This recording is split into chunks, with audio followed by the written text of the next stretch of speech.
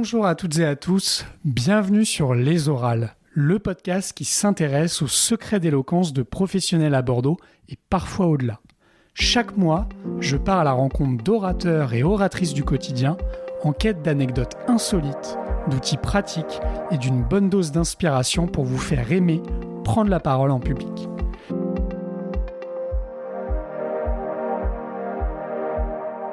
Comment envisager l'expression que l'on soit à la barre d'un tribunal, face à ses équipes ou devant un parterre d'inconnus ? Je suis David Jadard, formateur en prise de parole et entrepreneur. J'aide chaque année plusieurs centaines de professionnels à gérer leur trac et à s'exprimer de façon percutante en présentation. Installez-vous bien confortablement dans votre fauteuil et bonne écoute.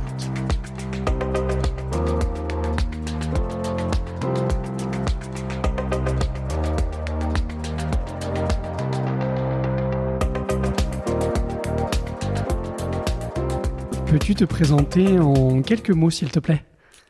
Quelques mots, c'est bien la difficulté, des quelques mots. C'est déjà une contrainte.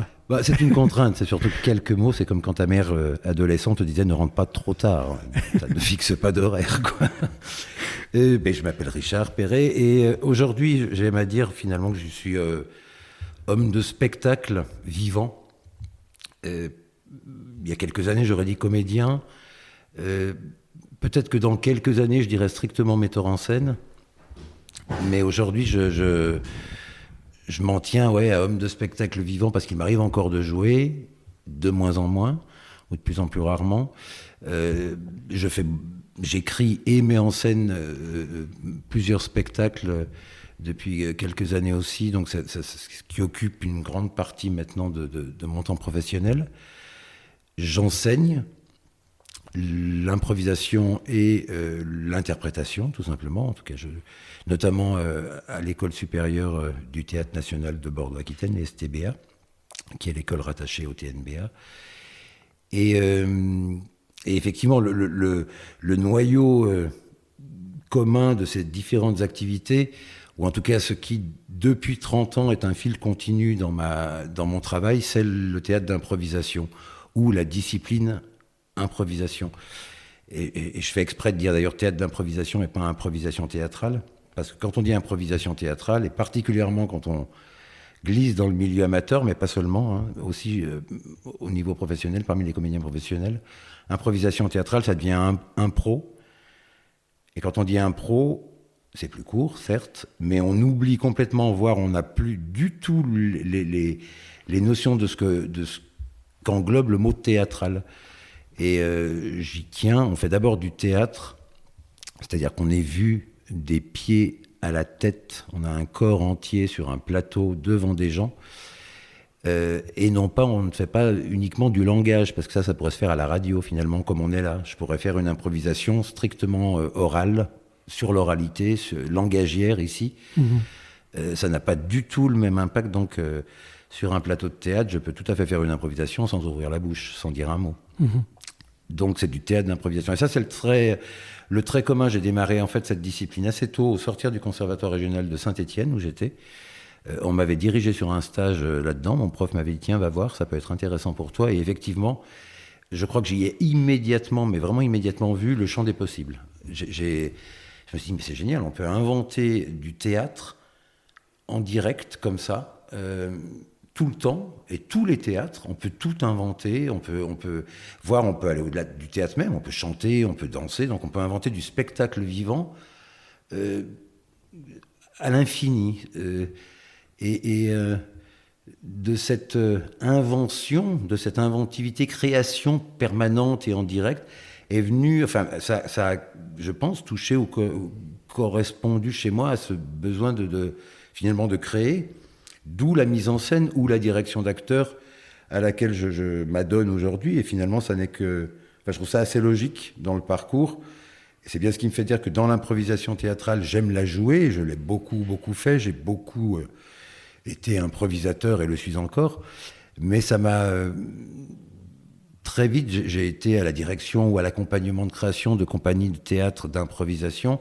Et donc, cette envie que j'avais de créer des spectacles, de diriger des comédiens, se retrouve aujourd'hui à la fois dans les compagnies de théâtre d'improvisation auxquelles je prends part, où je crée ou dirige des comédiens dans une discipline ou dans des spectacles qui utilisent l'improvisation, mais aussi en théâtre à texte, où je fais ou de la mise en scène ou de la direction d'acteurs. Et je crois vraiment que ça vient de l'impro, et que cette discipline m'a d'abord fait reconnaître que j'adorais créer, monter des projets, en prendre la responsabilité artistique, et puis à l'intérieur, forcément, les comédiens, mais pas seulement, les techniciens, toutes les personnes qui y prennent part, essayer d'accompagner tous ces gens-là vers la réalisation d'un projet, de spectacle. Et on peut rappeler à nos auditeurs que tu es notamment directeur artistique de la BIP, oui. C'est-à-dire la Ligue professionnelle d'improvisation à Bordeaux. Oui, ça s'appelle BIP, Bordeaux Improvisation Professionnelle. Ouais, alors, je ne sais pas si c'est la seule, je ne sais pas, puis quelque part, je m'en fiche. Je sais il y a ce mot professionnel, on avait cette vérité-là de dire, dans notre travail d'improvisateur, dans notre travail de compagnie de théâtre d'improvisation, on aura des exigences professionnelles, c'est-à-dire qu'on va travailler notre discipline. On ne va pas, à la différence justement du théâtre amateur qui, non pas que ne travaille pas, mais le travail comme on travaille une discipline quand on en est un amateur, donc quand on a le temps sur ses loisirs, j'allais dire. Là, c'est une discipline qu'on travaille tous les jours quand on est dans une compagnie pro. Et il y avait cette exigence que dont j'ai tout de suite parlé à Bordeaux quand on a créé cette compagnie. Moi, je dis, je veux que le propos, la forme, donc le théâtre qu'on va inventer, ce qu'il raconte et comment il le raconte, soit exigeant. Et je veux pas que l'improvisation théâtrale se suffise à être le prétexte à faire des spectacles. Ça n'est pas suffisant, c'est juste une discipline de travail, l'impro. Mmh.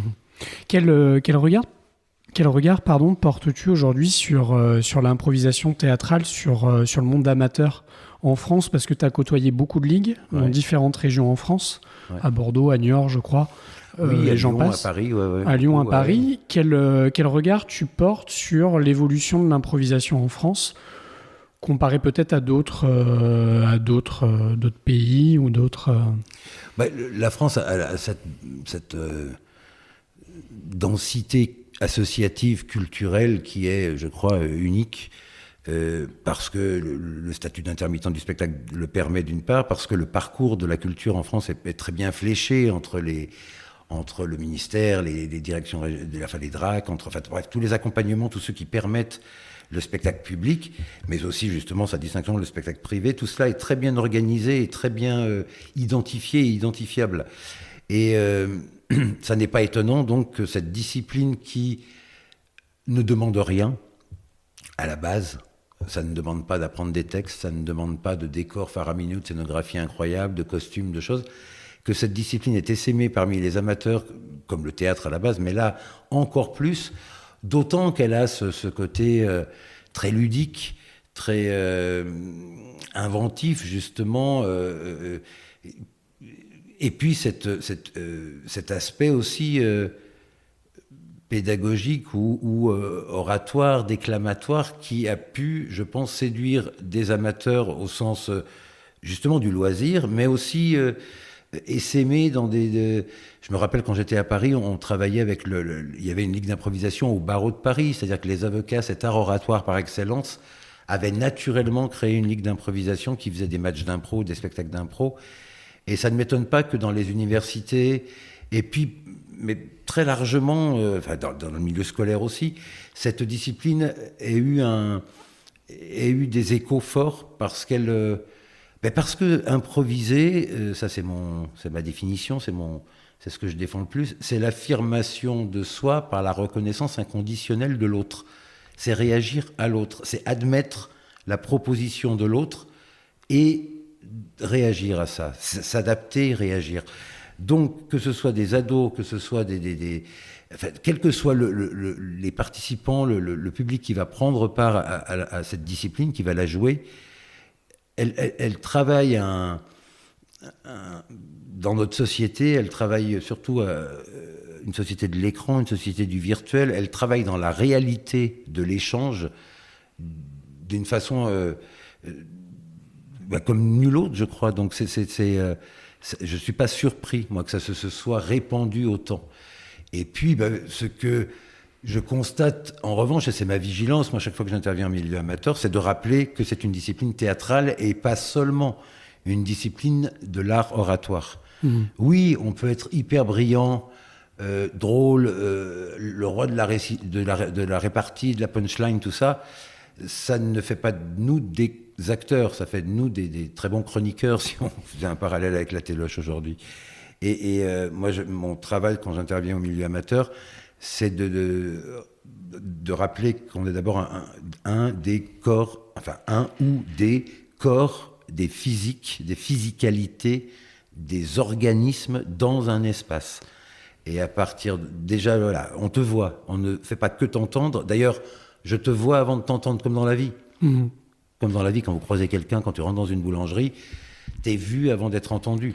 Et parmi tous les comédiens amateurs que tu côtoies, est-ce que tu décèles une difficulté commune, des blocages qui peuvent être liés à notre culture, à nos a priori, autour de cet apprentissage de jouer avec l'autre, de la créativité, comment mettre en marche la créativité? Est-ce que tu as une difficulté qui te vient, qui est assez récurrente? Non, pas à ce niveau-là en tout cas. La difficulté, elle n'est pas là. En milieu amateur, la difficulté, elle va plus être justement de la limite parfois d'interprétation, de la qualité de l'interprétation. C'est-à-dire qu'il y a des situations, des scènes qui sont improvisées, où des fois, je le vois un petit peu, les comédiens amateurs limitent les improvisateurs qu'ils sont.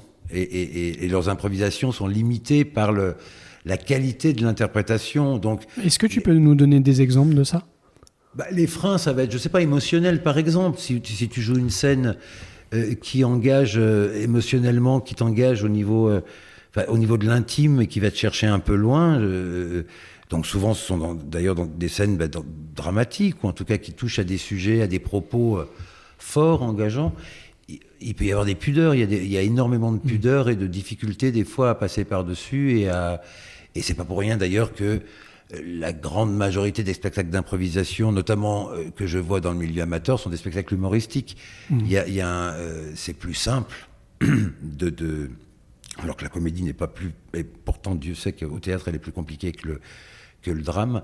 Mais ouais, c'est plus simple, c'est moins engageant, c'est moins confrontant peut-être de dire des conneries, en gros, de réagir et de se faire marrer les uns les autres et de vouloir faire marrer un public, que de l'emmener sur un terrain plus sensible, plus nuancé, où l'implication émotionnelle et puis la finesse du propos vont être très confrontants, le comédien la personne doit se livrer, doit être traversé, comme on dit souvent à un comédien professionnel. Ça, c'est un mot qu'il comprend, un comédien professionnel. Il est traversé par un texte, il n'en est qu'un média et donc lui doit vibrer un peu comme une harpe, comme un instrument à cordes, comme le vent qui s'engouffrerait, voilà, et il en sort cette musique-là. Certains comédiens amateurs ont encore des difficultés à se laisser traverser. Il y a des freins qui se mettent en place parce que ça peut être, encore une fois, si je te demandais là de jouer une rupture amoureuse en allant puiser dans la vérité des sentiments blessés, de la colère, de la déception, de la vexation d'une histoire d'amour qui s'arrête, peut-être que tu aurais des freins, des limites. La pudeur te dirait non, ça je peux... Enfin voilà, je vais pas... Oui, on a peut-être du mal à jouer les salauds. Aussi, mais ça c'est très difficile de jouer les salauds. On a peut-être du mal à... Parce que tu évoquais le rire, mais le rire, en fait, là où ça soulage, c'est qu'on a le sentiment de fédérer le public assez quasiment immédiatement, alors que quand on prend des risques, c'est ce que tu décrivais, je prends des risques de peut-être confronter, de peut-être tenir des propos qui vont mimer une réalité parfois un peu triste ou un petit peu difficile. Là, dans l'immédiat, je suis moins récompensé que par des rires. Je vais me heurter au silence du public. Oui, après, quand le silence est un silence d'attention totale, quand on n'entend plus une mouche voler parce des comédiens tiennent le public dans leurs mains sur sur l'intimité, sur la tension d'une situation, c'est tout aussi palpable pour les comédiens sur le plateau que des éclats de rire. Non, l'humour, qui n'est pas... Alors déjà, l'humour, c'est une énorme politesse. Enfin, moi, je considère que savoir traiter de sujets justement intimes, impliquants, dérangeants, par le prisme de l'humour, savoir l'écrire avec l'humour, c'est une politesse, incroyable de faire ça au public plutôt que de lui mettre la tête dans le caca, en gros. Mais ça demande beaucoup de dextérité dans l'écriture. Est-ce qu'il y a des versants d'improvisation humoristique que tu aimerais citer là, que tu apprécies, des joueurs, des joueuses pour qui tu as une admiration dans ce... Oh, il y en a plein, ça. Mais en fait, moi, les impros que je trouve les plus merveilleux sont les impros... alors dans l'humour, c'est les impros qui me font marrer et qui parlent des choses en faisant penser à d'autres choses. C'est-à-dire qui arrivent à ne pas pointer ou mettre 3 traits de stabilo sur un propos. Je sais pas, si tu veux embrasser des sujets d'actualité très forts et avec lesquels il paraît difficile encore de jouer ou de faire rire, je sais pas, les migrants, le problème du harcèlement à l'école, tous ces sujets qui sont pourtant des sujets dont le théâtre s'empare et dont il doit s'emparer. C'est le théâtre qui permet aussi de provoquer, de poser questions, de faire réfléchir, de sensibiliser ou de faire marrer sur ces sujets-là. Quand une impro arrive à être écrite, à évoquer ces sujets-là et à le faire avec beaucoup d'élégance dans le texte, de nuances dans le propos et que c'est brillamment interprété, je trouve ça sublime. Il y a des impros d'humour pour l'humour qui tournent pas à vide, mais dont on connaît les ficelles ou les ressorts. Jouer un couple en crise avec un ado, machin. Si on arrive à être très fin dans comment on raconte ce couple et cet ado, et qu'on va aller chez toutes les familles, tous les spectateurs qui sont là, venir évoquer leur couple, leurs ados, leurs machins. Si c'est fait avec beaucoup de finesse et beaucoup de nuances, encore une fois, je crois que c'est la nuance. C'est quand c'est trop générique, trop attendu, trop convenu, voire qu'on a l'impression de l'avoir entendu 100 fois, ça m'amuse moins. Ça m'amuse moins, forcément, ouais. Qu'est-ce qui te nourrit aujourd'hui en tant que pédagogue ? C'est-à-dire, en termes de... Est-ce que tu t'appuies sur le cinéma, sur la lecture, sur tout ça à la fois ? De quoi tu te nourris pour nourrir toi-même tes comédiens à la BIP ou ailleurs ? Alors, déjà, en pédagogie, moi, mon moteur premier, c'est les gens que j'ai en face de moi. C'est-à-dire, tant que je n'ai personne en face de moi, je n'ai rien à dire. Je n'ai rien à leur dire. J'ai une expérience, j'ai des choses qui se sont inscrites en moi et que je sais être de bons moteurs ou de bons leviers pour justement passer des freins, des choses comme ça. Mais ils ne sont d'aucun recours, d'aucune utilité tant que je n'ai pas une personne en face. Et c'est à cette personne que je vais cette personne que je vais accompagner comme ça, alors qu'une autre, je vais l'accompagner différemment. Donc, ce qui me nourrit d'abord, c'est qui j'ai en face de moi, avec son bagage de théâtre, d'improvisation quand c'est de l'impro, avec son bagage de vie petit à petit. Oui, bien sûr que la vie de la personne ou je sais pas, son métier, c'est sa vie presque aussi intime, quand on se connaît mieux, tout ça va peut-être nourrir aussi son jeu, et donc forcément, dans mes retours, on va aller toucher des petites choses comme ça. Mais d'abord, c'est eux, c'est vraiment la personne que j'ai en face de moi qui décide du pédagogue que je suis finalement. L'impro demande tellement de confiance de la part des personnes qui les jouent, particulièrement dans les publics d'adolescents, jeunes adultes. Chez les gamins, non. Chez les tout petits, jusqu'à 12-13 ans, il y a tout un tas de pudeurs qui ne sont encore pas là, donc c'est génial, ils vont partout avec une espèce de liberté incroyable. Mais à partir du moment où les pudeurs s'installent, il y a des fois, effectivement, encore une fois, des freins dans le propos, dans le jeu, dans l'audace que ça demande. Et donc, ça demande de la confiance, ça demande beaucoup de confiance. Donc, dans tous les cas, s'il y a une règle, je suis un pédagogue très cool. Même, justement, au TNBA, je me mets pas sur une posture professorante ou je ne sais quoi. Je me mets. Mais ce qui m'intrigue, c'est que en plus, tu as eu l'humilité de ne pas mentionner, on va le rappeler, tu as été capitaine de l'équipe de France d'improvisation, ça compte quand même un petit peu. Tu as un background en tant que joueur assez éloquent.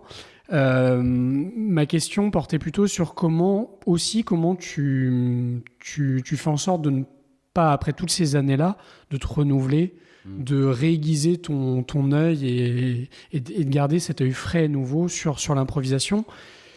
Et tu le mentionnais tout à l'heure, où la tentation peut être grande très vite de tomber dans les habitudes, dans les clichés, dans la paresse intellectuelle, et ça nous guette tous, improvisateurs. Comment tu te prémunis de ça ? Mais en travaillant ailleurs, en fait, la plupart du temps. C'est-à-dire qu'en ne faisant pas que ça, j'ai souvent dit aux comédiens professionnels, là pour le coup, des compagnies avec lesquelles j'ai travaillé, va voir ailleurs. Il y a des comédiens, je sais qu'il y a certains jeunes comédiens, quand je me rends compte qu'au bout de 3-4 ans, ils n'ont eu que moi en regard extérieur, que j'ai été la seule personne qui les ait... Je leur dis, il faut que tu te barres 1 an ou 2, il faut que tu ailles bosser avec quelqu'un d'autre. Moi, je l'entretiens en mettant en scène des comédiens dans d'autres spectacles, je l'entretiens en jouant. Alors oui, tu le dis, j'ai beaucoup joué, donc ça aussi, c'est un terreau. Évidemment, j'ai une appréhension du spectacle, une connaissance du spectacle, de sa rythmique, de son exigence, je ne sais pas, physique, intellectuelle, qui est assez maintenant... je sais ce que ça demande de jouer un match d'improvisation en termes d'amplitude de jeu, j'allais dire, de panel, de registre, comme on dit. Je dis souvent que le match d'impro, c'est un match de variété, comme un concert de variété. Et le danger, ce serait que ça devienne de la variétoche. Donc il faut être capable de garder un spectacle absolument tout public qui peut raconter une histoire avec le langage et les codes du théâtre de Molière, puis partir dans un burlesque, puis effectivement faire un clin d'œil au cinéma de David Fincher, etc. Et alors ouais, ça demande de lire, bien sûr, ça demande de lire du théâtre notamment, ça demande de regarder des films, des séries, mais ce qu'on fait tous, ça demande juste ça demande de les travailler en fait en amont. On ne fait pas une improvisation à la manière de David Fincher. Moi, quand j'arbitre ce match-là, quand je vais proposer en amont du match aux deux capitaines, enfin aux deux coachs, des deux équipes, il y aura une improvisation à la manière de David Fincher. Si les coachs, après avoir consulté leurs comédiens, reviennent et me disent « non, on ne voit pas trop ce que c'est », je l'enlève immédiatement. L'objectif, c'est de... Je me rappelle, tiens, un exemple tout con. Un jour à Paris, je vais voir la LIF. La LIF, c'était la Ligue d'improvisation française, c'est-à-dire que c'est la première équipe de comédiens qui a joué de l'improvisation en spectacle au Bataclan, notamment en France dans les années 80, immédiatement après que la LNI, la fameuse LNI du Québec, soit venue en Avignon présenter le match d'impro. Donc ça n'existait pas en France, en tout cas personne ne savait ce que c'était. Et moi j'étais très jeune à l'époque et je me rends à un spectacle qui n'était pas un match, qui était plutôt un spectacle façon cabaret, de la LIF donc à Paris. Et ils annoncent une improvisation à la manière de l'opéra. Et je suis dans mon fauteuil, mais je jubile d'avance, j'adore l'opéra, enfin, je trouve que le chant lyrique, s'il me balance un truc comme ça en impro, ça va être incroyable. Et puis en fait, non. Donc je vais aller voir à la fin d'ailleurs, et assez péremptoire, je leur dis, mais il ne faut pas dire à la manière de l'opéra.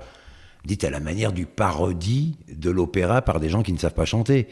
Parce que moi, je suis vraiment au premier degré dans ces catégories, et c'est mon dada aussi. Si on dit aux gens qu'on fait une impro à la manière de Shakespeare, c'est pas à la manière du café-théâtre, tel que le café-théâtre pourrait s'emparer des codes de Shakespeare, et j'ai rien contre. Hein. C'est un peu comme quand on pique l'imitation de son meilleur pote... Et oui, pour se l'approprier, tiens, je sais imiter un tel parce que j'ai vu mon bon pote le faire. Ouais. Et puis, c'est un raccourci. Et puis, comme je dis, il y a un match d'improvisation, c'est théoriquement, si on suit la règle officielle, c'est 2/3 d'improvisation libre, c'est-à-dire au cours desquels les comédiens et leurs équipes sont libres de jouer n'importe quel registre de jeu, et 1/3 d'improvisation où l'arbitre, le meneur de jeu, propose un registre, un style, une manière de... respectons ça, puisque si vous voulez faire les pitres, les clowns, de tout ce que vous voulez, vous avez 2/3 du temps pour le faire. Donc quand on dit qu'on va faire une improvisation à la manière du cinéma de David Fincher, quand c'est annoncé, le public se dit « Oh là là, mais oui, David Fincher, Seven, The Game, et tous ces films-là, donc toutes ces références lui viennent en tête. Et s'il a sous le nez finalement Alors déjà qu'il y a un décalage entre cinéma et théâtre, on va pas pouvoir jouer avec ce que propose le cinéma, les cadrages, tout ce qu'on va pouvoir faire, c'est essayer d'infuser l'esprit de ce cinéma-là, la lumière, la tension, la noirceur de son cinéma. C'est pour restituer ça, c'est pour évoquer ça au public et qu'il voit les correspondances que le théâtre et l'improvisation là est en train de faire avec ce cinéma. Sinon, il faut mettre à la manière, encore une fois, d'une parodie de Fincher, donc laissez-vous aller, prenez Seven et faites-en 3 tonnes d'œufs dessus. Mais je trouve que pour avoir vu jouer la Bible plusieurs fois, ces 3 dernières fois à Eysines, on en parlait en off tout à l'heure. J'avais vu à la manière de Racine. Aujourd'hui, je pense pas être trop aventureux à dire qu'il n'y a pas énormément de gens qui lisent du Racine et ça a été incroyable. C'est la première fois où j'ai vu des gens en standing ovation à la fin d'une impro. Première fois de ma vie, ça fait peut-être 8 ans que je vais voir des spectacles d'impro, j'avais jamais vu ça. Et j'ai l'impression que vous avez un peu cette patte-là d'aller chercher des catégories. Je pense à la manière de Tennessee Williams, c'est pareil. Sauf si ça nous a imposé au collège ou au lycée, et pour les plus littéraires d'entre nous plus tard. Mais ça reste assez des auteurs assez peu lus pour le grand public. Oui, finalement. Et après Racine, tout le monde en a une idée. Je pense que sans l'avoir lu, en ayant même lu ou refusé de le lire à l'école, parce qu'on ne pouvait pas. Toi aussi. Tout le monde. Non, alors moi non, c'est mes bouquins de chevet. Moi, c'est vrai. Ouais, Racine j'y reviendrai toute ma vie et toute ma vie, il y aura ou Phèdre ou Andromaque sur mon lit, enfin sur ma table de nuit, sur mon lit, non, dans mon lit. Tu dors pas avec, mais qu'est-ce qui se passe? Non, pas encore.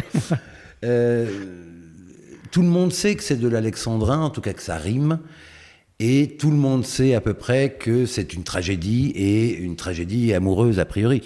Donc à partir de là, quand le spectateur est témoin de comédiens et qu'ils entendent des alexandrins, parce qu'ils entendent, non seulement ils entendent les rimes, mais en l'occurrence cette improvisation-là, jouée par Benjamin Viguier pour la BIP et Félix Philippard pour l'équipe de France, c'était avec l'équipe de France, il y avait l'alexandrin, c'est-à-dire qu'on entendait les 12 pieds, ce chant si particulier qui fait qu'on l'identifie, même une oreille profane de néophyte entend un alexandrin, et puis il y avait cette force, cet engagement que ça demande dans le jeu pour que justement cette langue soit nourrie, soit charnelle, et non pas juste une dextérité langagière. Donc à la dextérité langagière s'ajoute une interprétation entière, très engagée, et puis il y avait dans le propos, je crois qu'on était sur un prince et un roi, ou en tout cas 2 espèces de frères ennemis qui finalement étaient amoureux l'un de l'autre, ou en tout cas avaient une passion, étaient indécrottables et indécrochables l'un de l'autre et finissaient par se l'avouer. Donc ça embrassait des grands sentiments tragiques, puisqu'il y en a un qui meurt, je crois, à la fin, comme souvent chez Racine.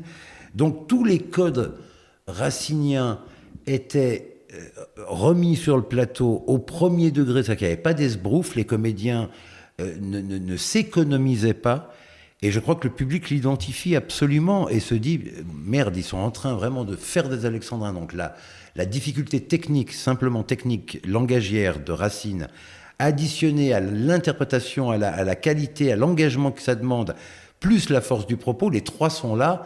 Ça nous saute à la gueule et ça nous saisit, et une salle se lève à la fin. Ouais, je me souviens des corps très ancrés aussi, propres au jeu de Racine. Et puis cette musique, on peut faire de l'alexandrin, mais ça peut tomber à plat.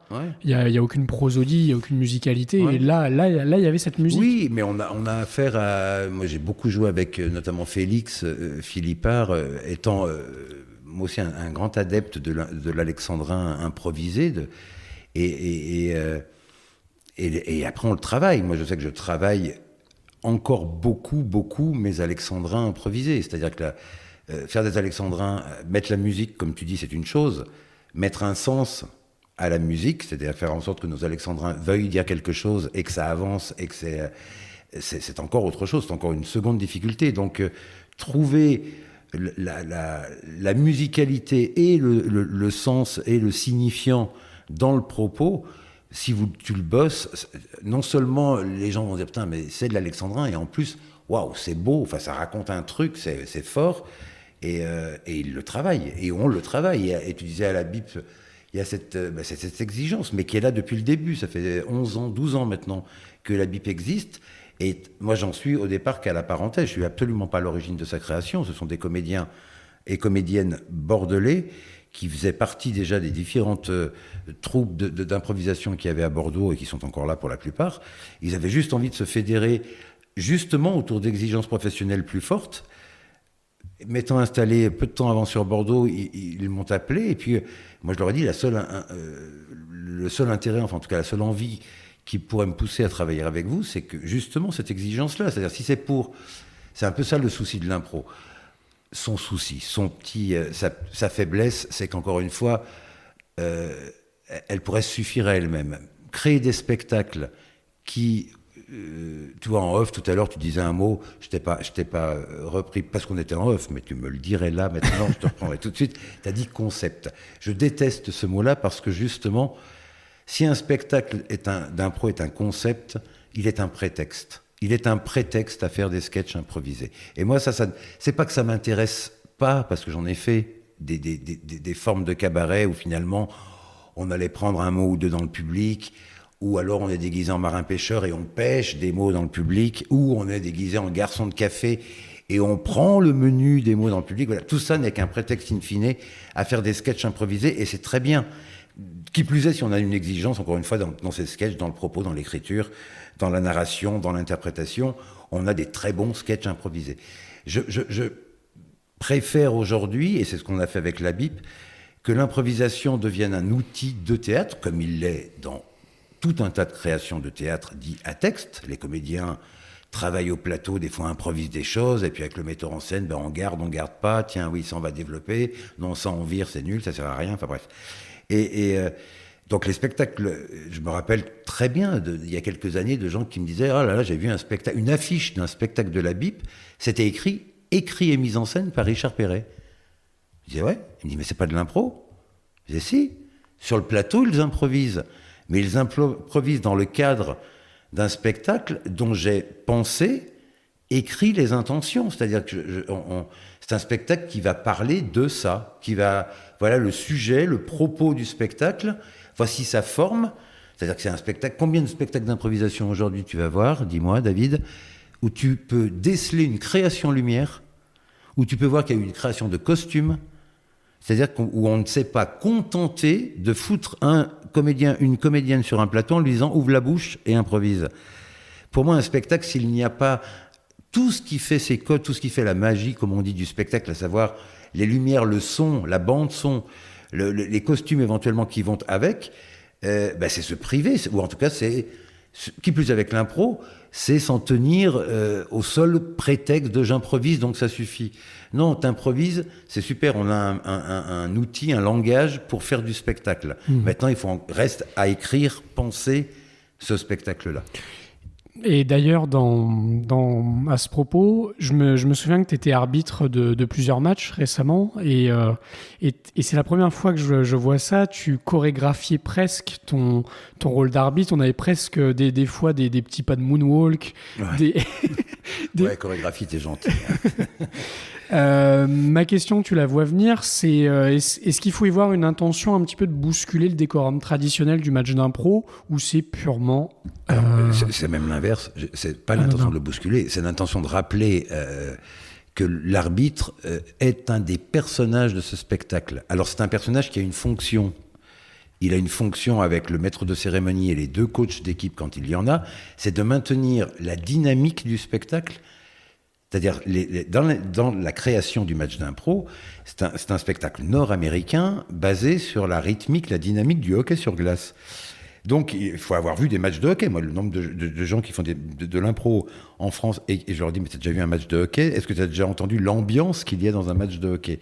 Eh ben, c'est cette ambiance-là, c'est ce rythme-là qu'il faut réussir à reproduire. Et tout ça en théâtre et non pas, évidemment, Et puis, le match d'impro a une dramaturgie sportive. Ça n'est qu'une dramaturgie, cette histoire d'équipe, de qui va gagner. C'est un prétexte. Oui, ouais. Oui, au-delà du prétexte, c'est vraiment il faut le prendre en compte parce que le public adore voter. Le public adore ce moment-là, cette participation, cette interaction-là. Donc c'est plus qu'un prétexte, c'est vraiment sa dramaturgie. On écrit, on leur fait croire que c'est un match, que c'est un sport, qu'à la fin il y a un gagnant, un perdant. Quand on joue une Coupe du Monde d'improvisation, et Dieu sait que moi, quand on me dit t'es 3 fois champion du monde d'impro, je ne réponds plus parce que j'ai pas envie de dire oui. Alors que c'est vrai, sur le papier, c'est vrai. Des fois je dis oui, je suis champion du monde de championnat du monde d'improvisation francophone qui réunit 6 pays. Cite-moi un championnat du monde où il n'y a que 6 pays en compétition, il n'y en a aucun. Donc tout ça c'est du marketing entre guillemets, les championnats du monde de...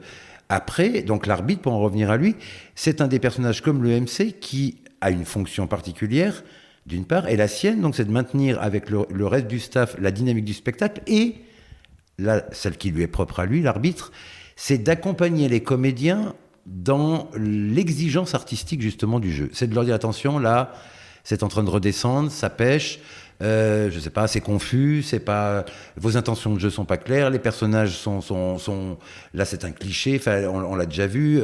C'est maintenir l'inventivité, et la créativité et l'exigence de cette créativité au beau fixe. Donc ça, c'est sa fonction.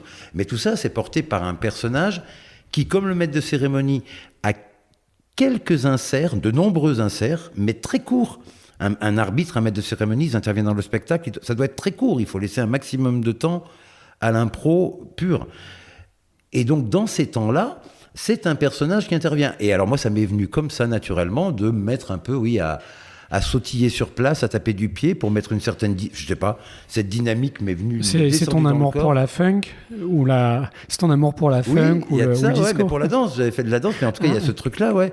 Mais justement, quand je vois finalement plus que parce que l'arbitre, il peut être complètement, j'allais dire, le personnage peut être assez transparent, j'en ai vu ô combien, mais la fonction d'arbitre, à savoir signifier aux comédiens encore une fois que là c'est un peu en dessous parce qu'il intervient pour ça, hein. Quand tout va bien il n'intervient pas, l'arbitre. Donc quand il intervient c'est pour aider les comédiens et non pas les sanctionner, c'est pour avec complicité parce que c'est des copains leur dire attention là ça. J'ai vu des arbitres qui ne font que ça et c'est très bien. Le maître des cérémonies en revanche c'est pas possible qu'il ne fasse que une fonction il a des inserts à faire qui doivent être absolument pertinents, rapides, hyper bien écrits, avec humour si possible, des maîtres de cérémonie qui sont d'une platitude et qui, au lieu de dynamiser le spectacle, le ralentissent ou le rendent morne. Ça, par contre, c'est une faute. C'est une faute, mais dans ce spectacle-là. Et est-ce que c'est pas souvent un rôle négligé dans le décor? Bien trop souvent. On est d'accord. Bien trop souvent. Il y a même carrément des fois des... Quand, je sais pas, et je l'ai déjà vu, donc j'imagine que certains l'identifieront, cette chose-là, dans une troupe d'improvisation, notamment amateur, quand on fait la distribution de qui va jouer le match du week-end prochain et qu'on dit à une telle ou un tel, bah toi tu feras MC, la personne des fois est déçue, alors qu'elle a un taf monstrueux à faire. C'est peut-être le plus gros taf, d'ailleurs. Il y a un travail de préparation. En termes de préparation, c'est le plus gros. Complètement, ouais. Très réussir son entrée, sa fin, les transitions. Oui, et puis trouver encore une fois, son écriture. Et il y a un des maîtres de cérémonie, à Paris, Emmanuel Gann, qui officie à la Cigale pour la Ligue majeure, qui a créé presque une identité de maître de cérémonie. Il ne dit pas une phrase qui n'est pas une punchline, une connerie qui fait plier la salle. Mais tout ça dans le timing qui lui est dévolu. C'est-à-dire qu'il n'empiète pas sur le temps de jeu, c'est juste que ces temps à lui, il les a tous écrits. Et puis pour certains, il les improvise évidemment, mais dans une patte, dans un style. D'ailleurs, ce type est auteur, c'est pas pour rien que pour les maîtres de cérémonie, je dis mais il faut des très bons auteurs. Il faut quelqu'un qui soit capable, en 4, 5, 8, 10, 12 secondes, le temps qu'il va avoir de prise de parole entre deux impros, entre un vote et l'annonce des résultats du vote, c'est ce temps-là dans lequel il doit être percutant. Voilà, c'est un rôle percussif, maître de cérémonie. C'est un rôle à percussion. Tout comme, je dis souvent ça, un comédien de théâtre, c'est un rôle à réaction. Eh bien là, c'est un improvisateur, c'est un rôle à super réaction. Et je trouve que le maître de cérémonie, c'est aussi un rôle à renoncement. C'est renoncer à arracher un bout de lumière dédié aux joueurs. C'est-à-dire que je dois faire des incursions, mais je ne dois pas voler la vedette. Ah non, surtout pas. Mais bien sûr. Des joueurs. Bien sûr, mais c'est l'humilité du spectacle qui le commande, comme dans tous les spectacles. Combien de comédiens jouent dans des pièces et n'ont qu'un petit rôle ou dans des films avec un faible temps de passage écran machin. Et en revanche, on retire leur rôle, le film, l'histoire n'existe plus. Donc leur rôle est essentiel, mais il se réduit à ça. Si tu n'admets pas ça comme un postulat, je fais MC, donc mes temps de parole, c'est 15, 20, 30 secondes, à part au début où je peux faire 1 minute 30 d'accueil, et puis à la fin où je reprends la parole pour 1 minute 30 pour remercier le public et puis les raccompagner. Mais c'est tout, si tu veux. Sinon, tu fais du one-man show, si tu veux. Et il me vient une question, comment tu viendrais à préparer si on te dit, Richard, peux-tu MCiser, donc être le maître de cérémonie d'un prochain spectacle? J'imagine que tu l'as fait des tas de fois. Comment tu prépares ça en autonomie chez toi? Tu parles à tes plantes vertes, tu t'enregistres, tu te filmes? Non, j'écris. T'écris? Je vais écrire deux, trois choses. Déjà, je vais me renseigner, évidemment, quel est le contexte du match, quelles sont les équipes en présence.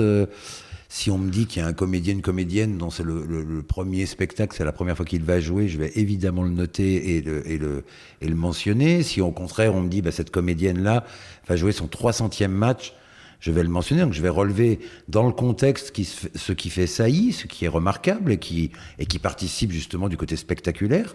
Et puis ensuite, en amont et de façon incontournable, j'appelle ou je vois l'arbitre du spectacle et je vais lui dire montre-moi tous tes thèmes. Je les vois tous avant, moi, quand je suis MC.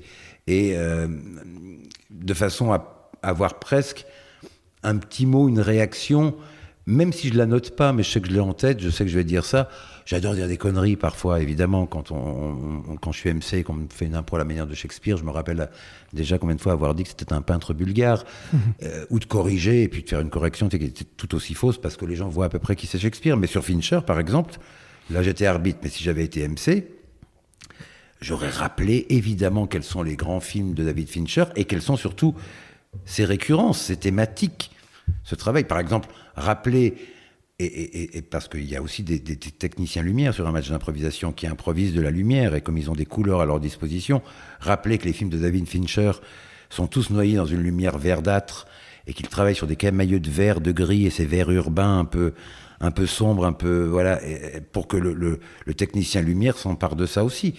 Et donc je vais bosser en amont, finalement plus qu'un comédien qui, une fois qu'il a, comme tu disais, lui il a travaillé son art, il s'est improvisé avec, il s'est travaillé en collectif. Il peut arriver sur le match avec ces acquis-là, et puis c'est tout. On en vient au rôle éducatif aussi de l'improvisation, ça reste du théâtre. Ouais. Donc il y a aussi, il faut, comme dirait le vieil adage antique, il faut plaire, mais il faut aussi instruire. C'est-à-dire qu'on vient, on vient peut-être récupérer des choses, des références culturelles à travers un match. T'y crois à ça?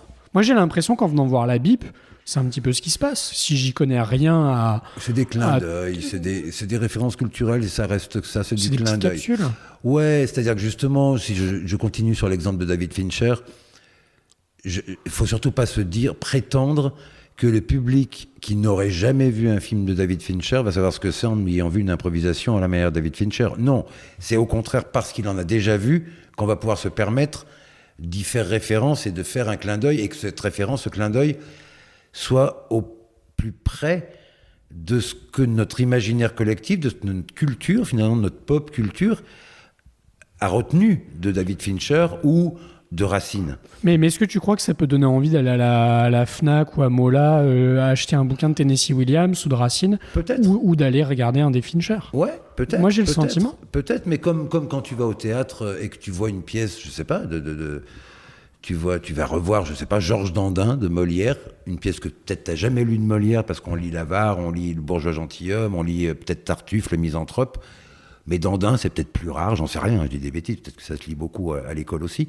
Mais en tout cas voilà, tu vas voir Georges Dandin de Molière et tu rentres chez toi en disant putain, je la connaissais pas cette pièce.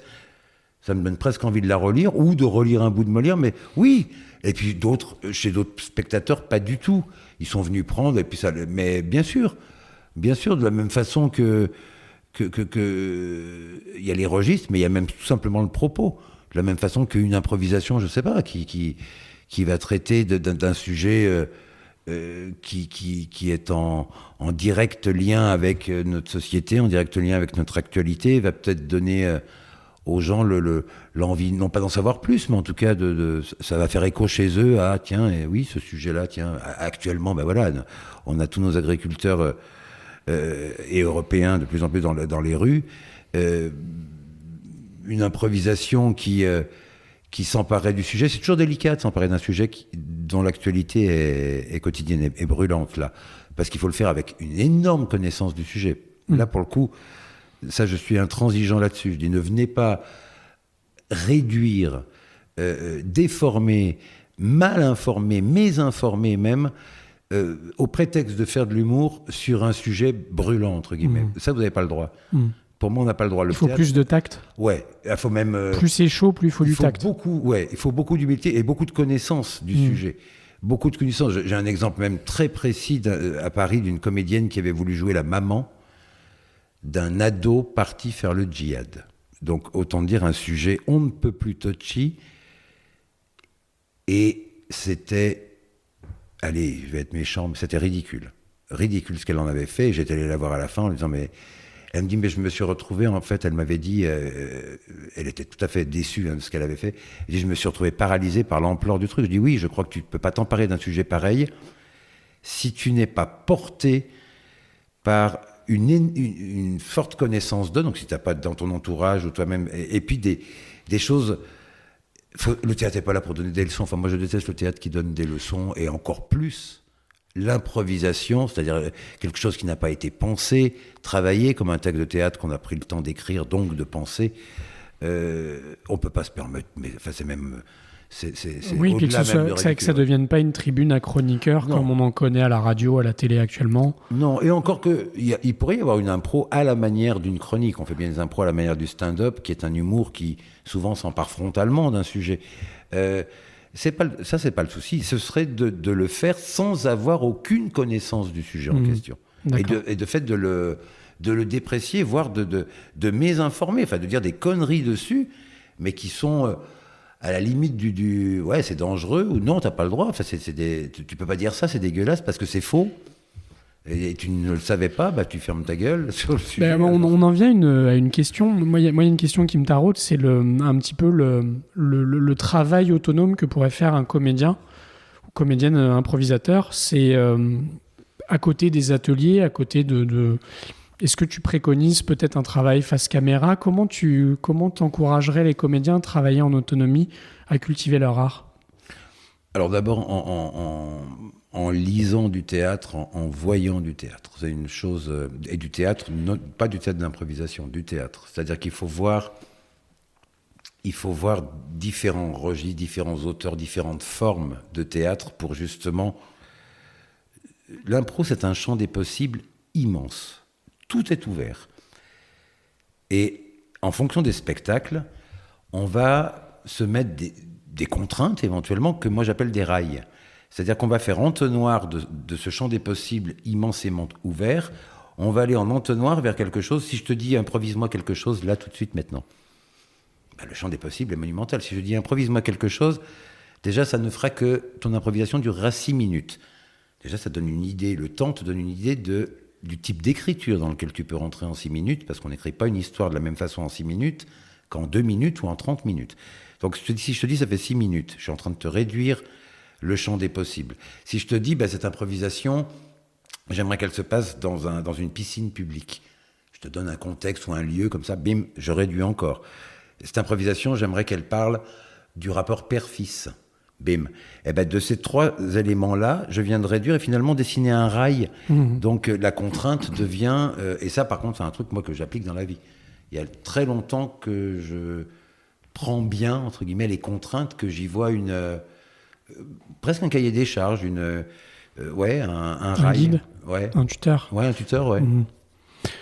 Très bien, il est bientôt temps de clôturer cet échange passionnant.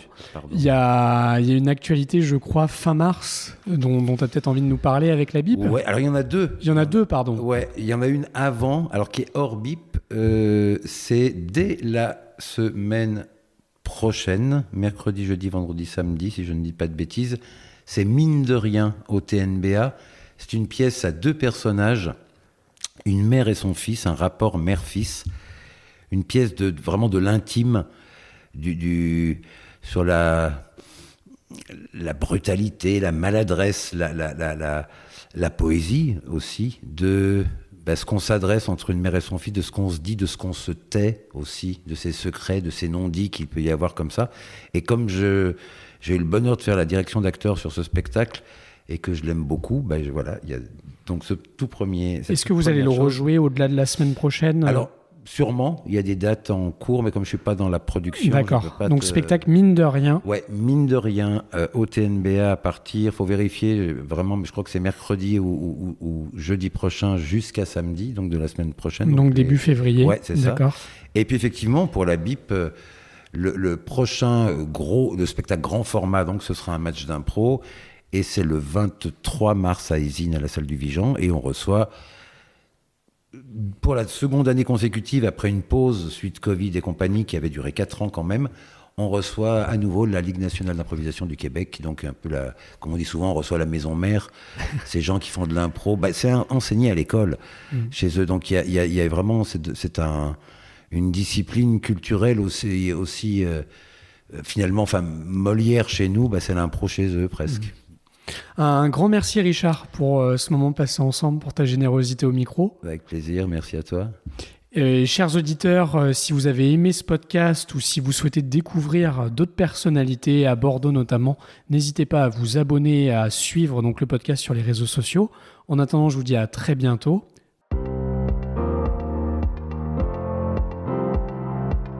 Merci pour votre écoute. Si cet épisode vous a plu, je vous invite à le faire savoir en lui laissant une belle note ou en le partageant et le commentant sur les réseaux sociaux. Que ces conseils de communication puissent vous être utiles et à vos proches. Je m'appelle David Jadard et vous pouvez me retrouver sur mon site internet lesorales.fr